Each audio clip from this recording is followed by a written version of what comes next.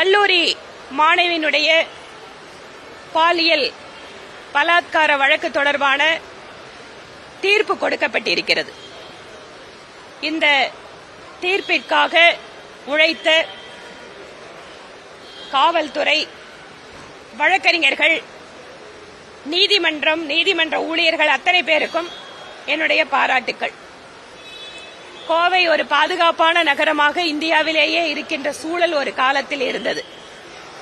இன்று அந்த பாலியல் பலாத்காரம் வெளியே தெரிந்தவுடன் கோவையில் இருக்கக்கூடிய அத்தனை மக்களும் அதிர்ச்சியுற்றார்கள்.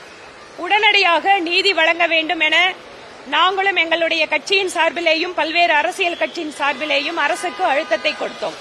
எங்கள் போராட்டங்கள் வாயிலாக விரைவாக விசாரணை நடைபெற்று தீர்ப்பு வழங்கப்பட்டிருக்கிறது. அவர்கள் சாகும் வரை ஆயுள் சிறையாக இருக்க வேண்டும் என தீர்ப்பும் மற்றும் பாதிக்கப்பட்ட மாணவிக்கு நிவாரண தொகையும் அறிவிக்கப்பட்டிருக்கிறது. கோவையில் இந்த ஒரு தீர்ப்பு வந்ததன் காரணமாக கோவை மீண்டும் பாதுகாப்பான நகரமாக இருக்கிறதா என்றால் நிச்சயமாக இல்லை. நேற்று கூட பார்சன் குடியிருப்பு பகுதியில் ஒரு முதிய பெண்மணி அங்கு கொலை செய்யப்பட்டிருக்கிறார். முதியோர்கள் பாதுகாப்பாக இருக்கின்ற சூழல் என்பது வெகுவாக தமிழகத்தினுடைய மேற்கு மண்டலத்தில் மாறிவிட்டது. வயதான பெற்றோர்களை விட்டுவிட்டு வெளிநாடுகளில் இருப்பவர்கள் கூட இப்போதெல்லாம் தமிழகத்திலே வயதான பெற்றோர்கள் தனியாக இருக்க முடியாது, பாதுகாப்பில்லை என்ற சூழல், அந்த எண்ணம் இப்போது அதிகமாக மக்களுக்கு வந்துவிட்டது.